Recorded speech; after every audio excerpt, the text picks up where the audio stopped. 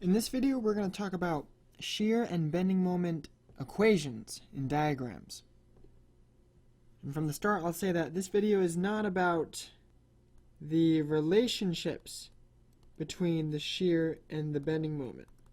Maybe you've seen these equations around.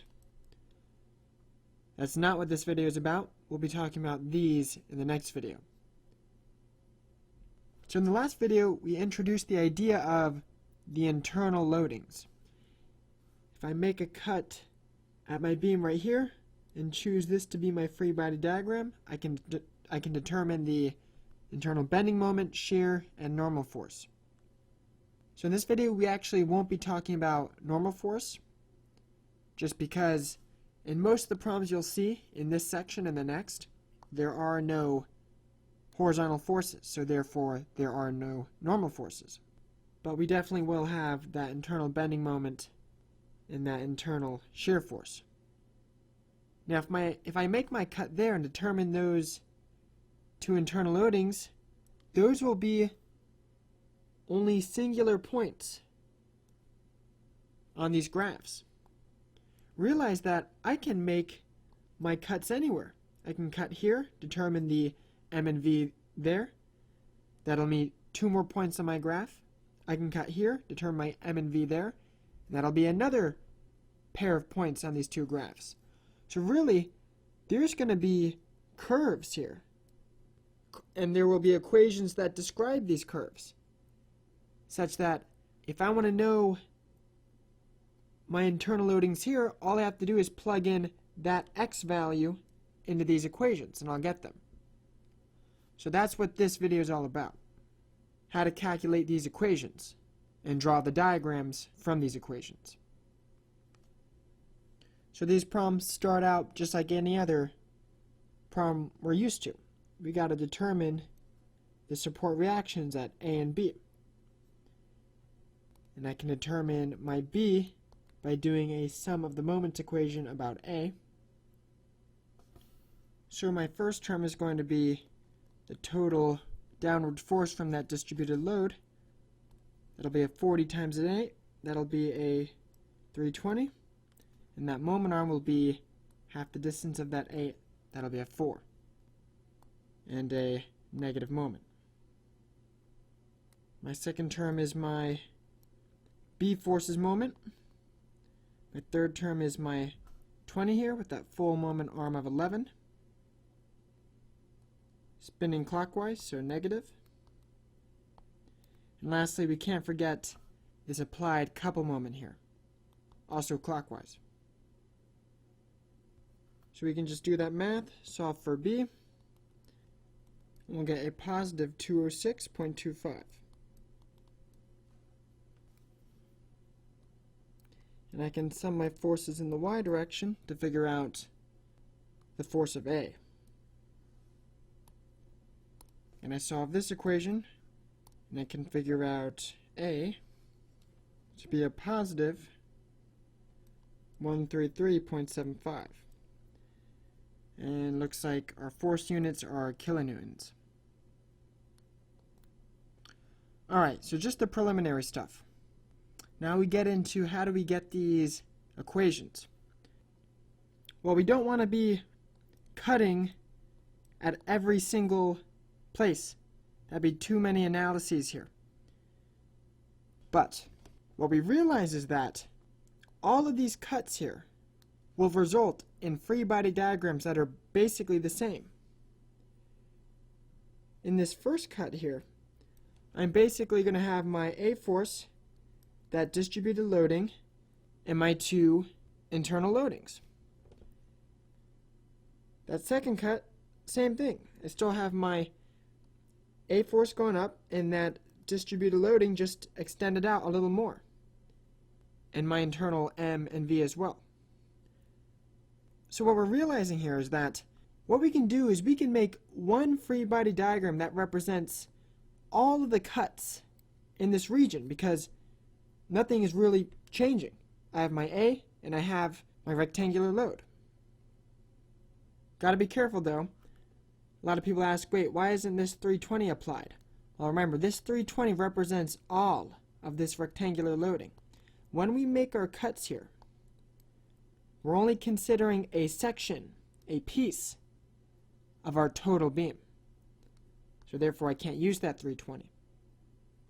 So I'm going to use this free body diagram to represent basically all of the free body diagrams from 0 to 8.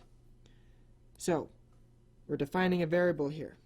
This variable is x, and it defines where I'm making my cut as measured from my left end point of the beam.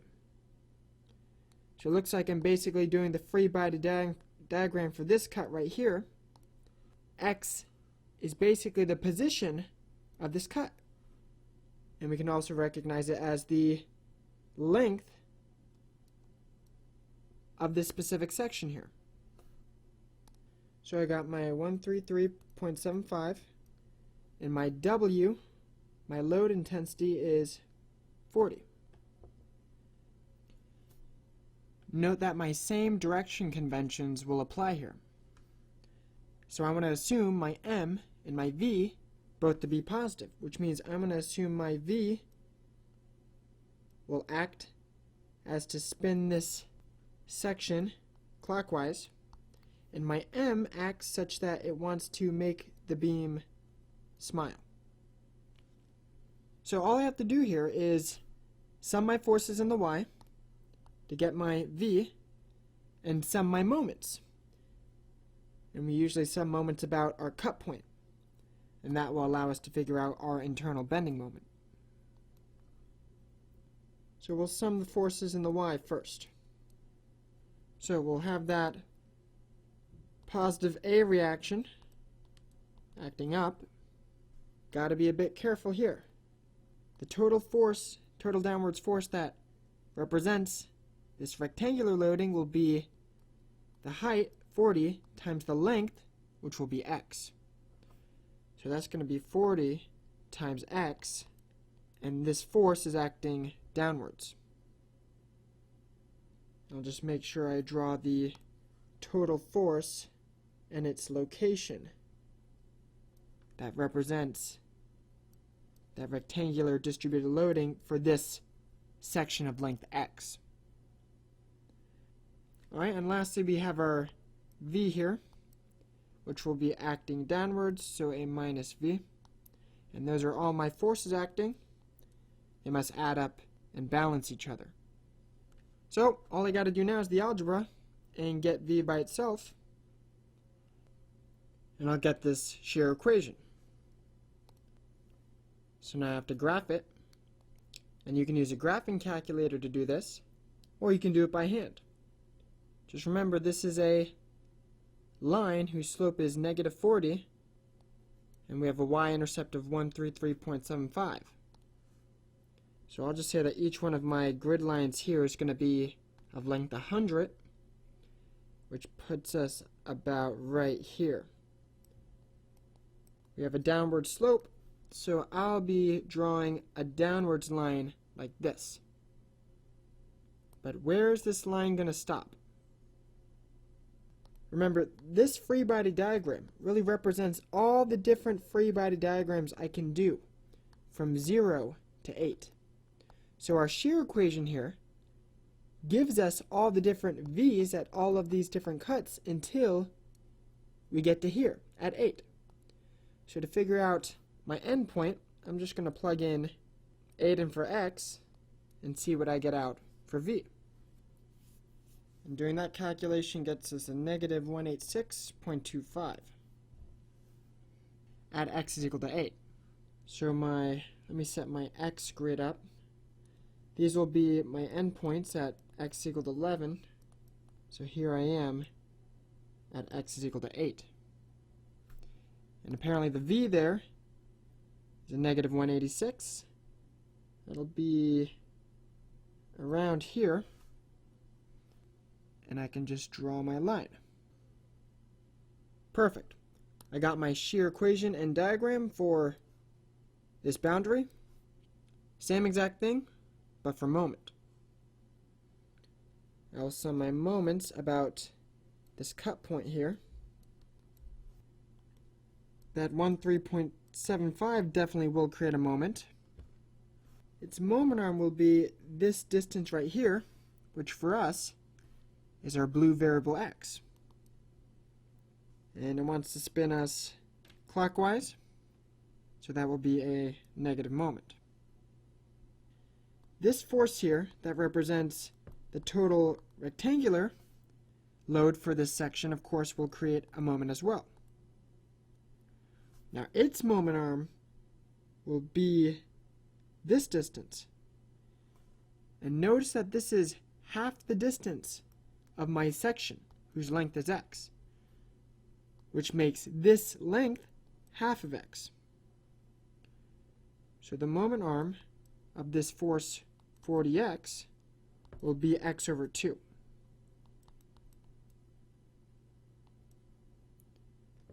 And it wants to spin us counterclockwise, so that actually will be a positive moment. The shear occurs right at this cut cross-section, so of course it creates no moment. And then we have the actual bending moment itself going counterclockwise, so it's positive, and the sum of all these moments must equal 0. So again, I just gotta get m by itself so I can get my bending moment equation. So if you put this equation in the calculator, you'll get something that looks like this. And to get this final point here, we just plug in 8 into that equation. So if we do that, the m that comes out is a negative 210. So it'll be that point right here. Okay. So this FBD really represents all the different cuts we could make from 0 to 8. When we want to figure out what are the internal loadings at other cuts past 8, we're going to be working with a different FBD, which has this new B force that we have to include. So we have to launch into another analysis.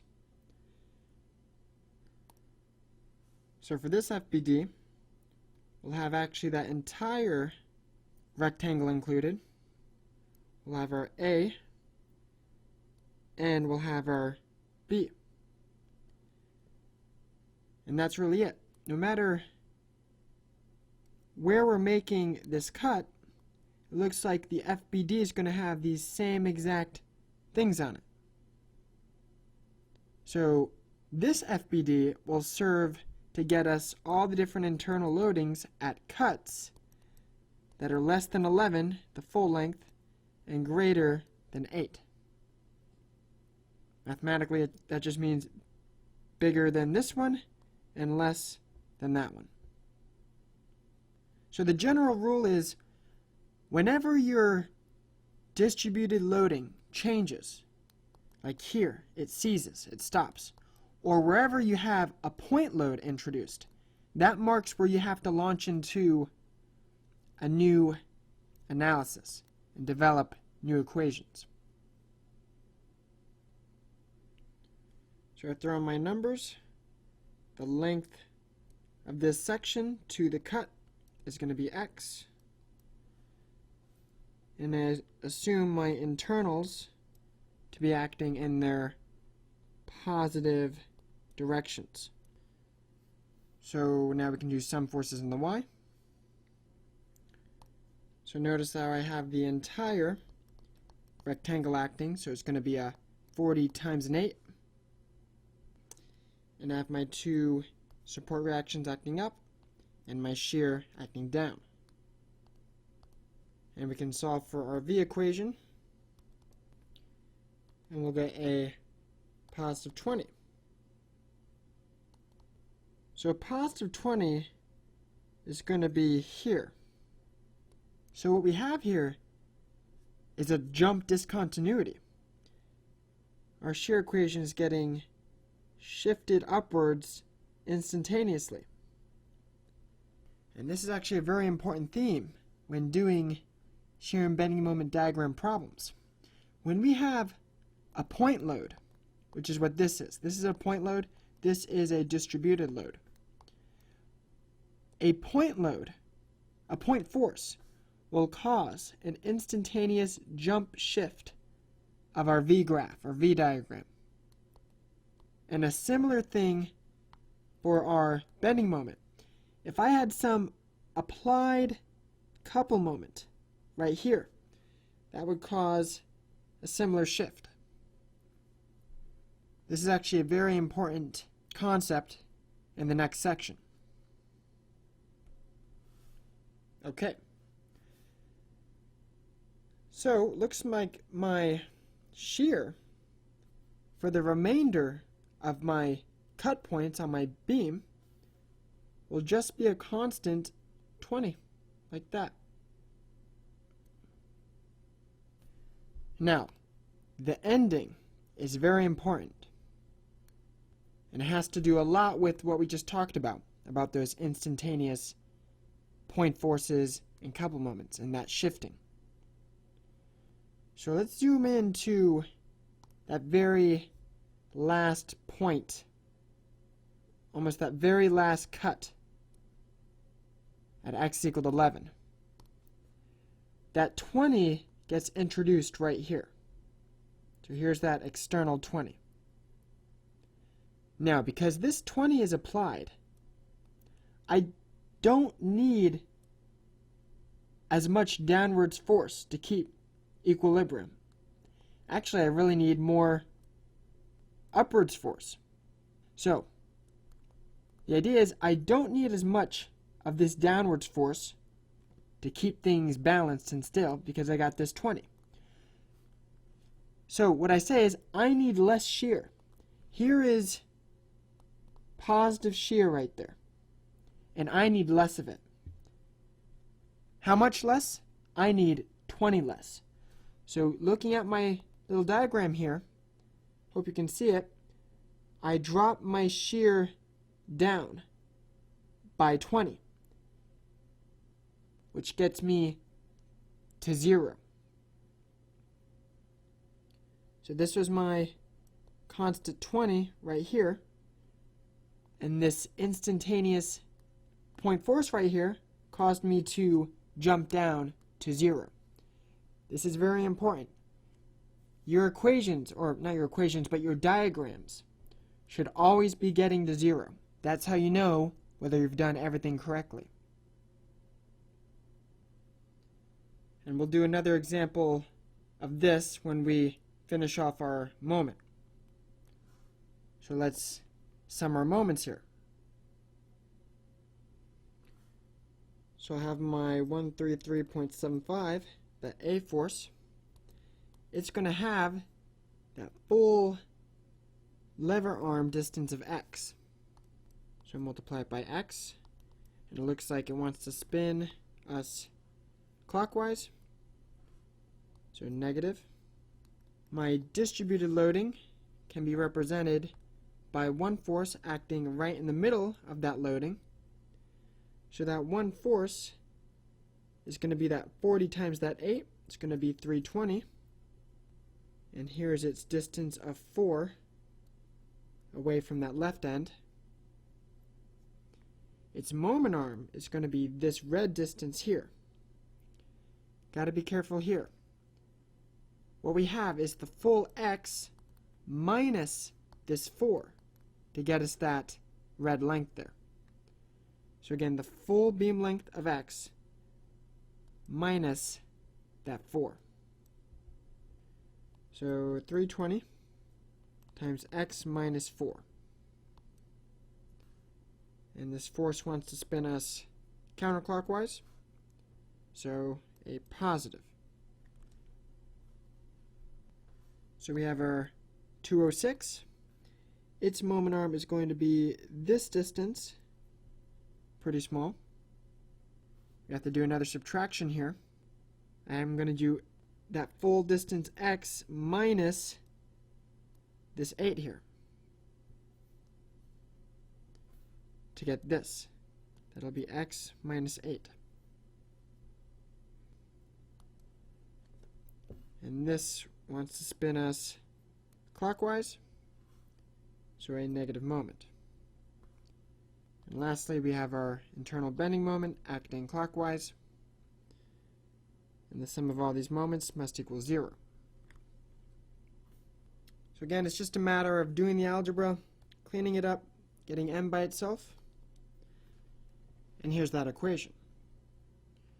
So before we throw this into our graphing calculator, we're expecting that when we plug in 8 into this equation, we should be getting a negative 210.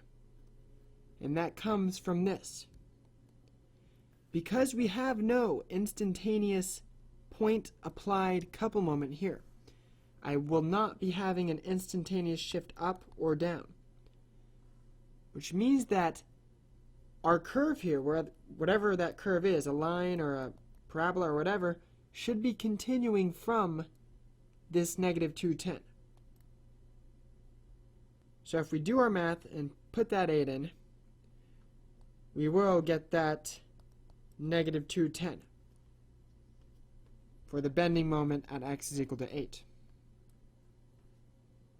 And of course, we'll want to plug in 11 here to see what the bending moment is at the very last cut. And we'll get a negative 150. So here is negative 150, and it is a line that is connecting them. So now let's run through this again and make sure that all my bending moment work is good. So here is my, let's just say my very last cut of the beam at that x is equal to 11. What we have here is an externally applied 150.